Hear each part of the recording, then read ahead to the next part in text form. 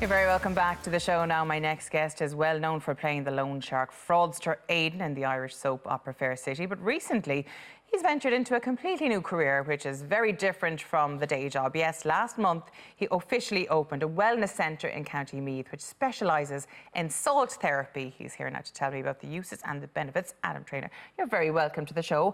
Thanks for having me. How, in the name of God, did you get from Fair City to a salt therapy business? I mean, that's a bit of a leap, really. Yeah, it's a bit of a leap, but you know what?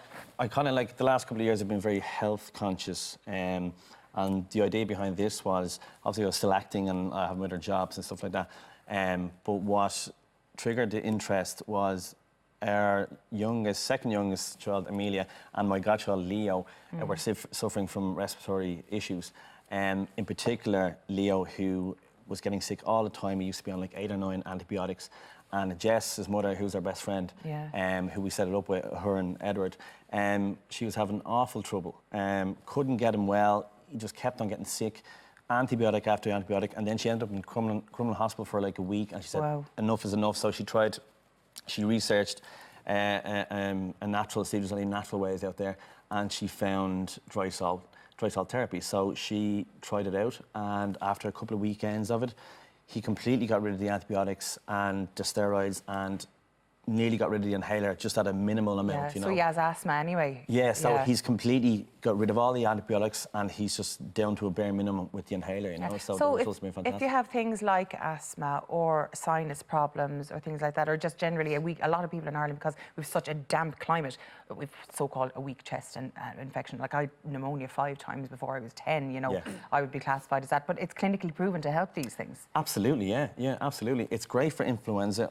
Anytime I get sick, I used to get sick all the time because my mother used to have me on antibiotics when I was younger. Antibiotics are so bad and they're so overused. I know, yeah. So the last couple of years I've tried to fight it myself naturally, but after doing a couple of sessions of the dry salt therapy, it wipes it out after 2 sessions.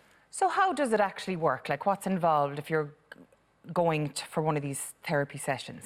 So basically, the salt rooms is basically 2 rooms. We have a kids' room and an adults' room, and they're both man-made, and they're like salt. They're mimicking salt caves or is it like an igloo of salt or something like that, for want of I'm trying to visualise it here in my head. Yeah, it's something like that. So the walls, which were made by ourselves, it's all salt and there's salt in the ground. So you basically sit in there on these lounge chairs and you relax. There's oozing music and there's this thing called a halo generator. So basically what that does, it sends out this pharmaceutical grade salt and you simply sit there and inhale it. And because it's so small, it's micronized, you inhale it into your respiratory tract and it helps get rid of mucus, loosen bacteria, eliminate pollen or any sort of pollution that might be in the respiratory system, and it just brings it out.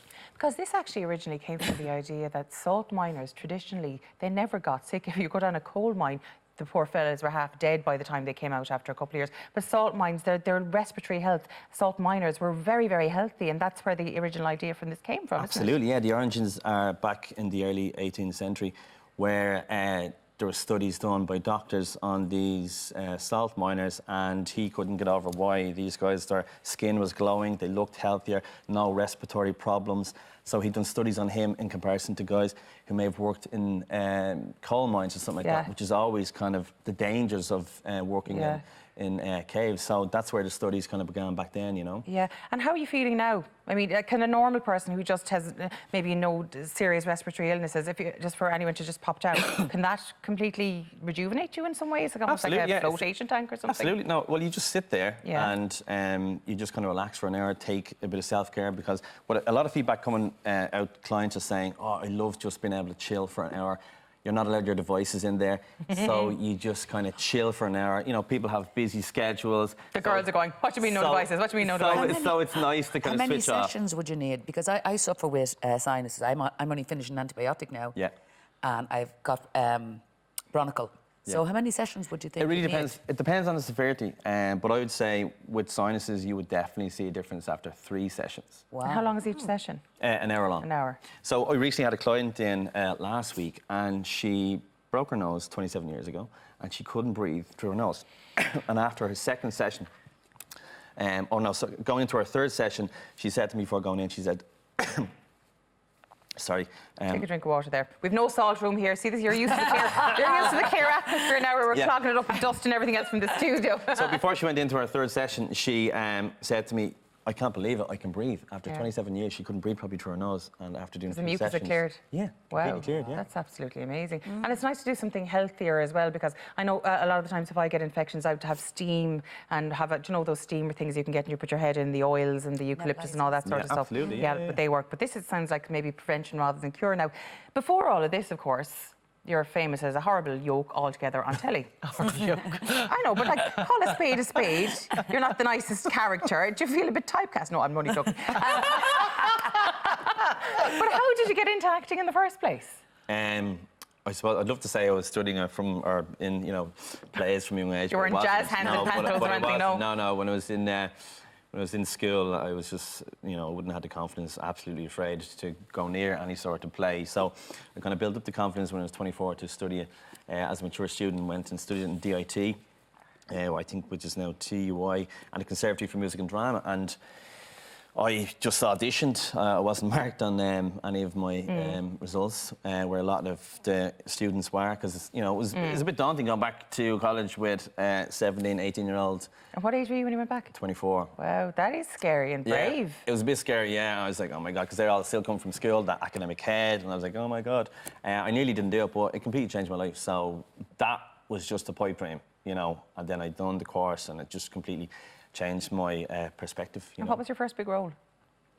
I'd say... Or the first paying role, shall we say, because for actors it can be a long haul before you get to that first step. There's so many, I've been at it like 9 years now since we graduated in 2010, and I managed to secure an amazing agent, Lena Frudist, and we've just been kind of working together. So many roles. But my favourite was probably Vikings and Fair City, because they're two shows that I absolutely love. I've been a big fan of Fair City for years. I've been watching it since I've been a young foot with my mum, sitting in front of the fire. And Vikings, I'm just obsessed with. It's like one of the biggest fans. And of course, Fair City as well. I know you worked with Carl Shields, who very sadly passed away recently. He was a great friend to this show as well. And I suppose it's just such a tragedy that he's no longer with us, because a great friend to theatre as well, as well as film and TV. So it must be kind of sad going back to set after something like that. Yeah, it was very, very hard for everybody involved. He was a fantastic actor. And everybody was just in shock. It's a great loss to cast and crew and everyone, family and friends. So it was very difficult. A lovely man. Now, I suppose Vikings as well was a massive production here. You just mentioned that over many, many years, employed many people in the industry. How did you find working on that? The costumes and the hair and everything else? Oh my God, the costumes are amazing. I think they won awards. They've won so many awards for makeup and costume. I think they get the costumes in from Spain or something like that. So much fun. Dressing up. Was that your own hair or was that hair extensions now, tell me? Oh, God. God, you'd never recognise Fine head of hair. Fine head of hair, What part did you play? It does look real, the hair, but the beard is real. Wow. But they are hair extensions, They're hair extensions. How long did that take to do? Probably an hour or something like that, I'd say. Yeah. You're too busy learning the lines and all that sort of stuff. But is it kind of difficult to switch from such different roles, because Vikings are very much a period piece, and then you're switching straight to modern times with Fair City? I mean, do you find it hard to get out of one character mindset and into another? No, not really. I think it's just because from experience and training and stuff like that. I enjoy the challenge as well. It's great going from completely different characters, But in a way, Aidan is kind of like the character in Vikings is they're very alike. They're just like a Viking version of Aidan. He's just a mad warrior. Well, I didn't like to say. I didn't know there was a lot of raping and pillaging in Fair City.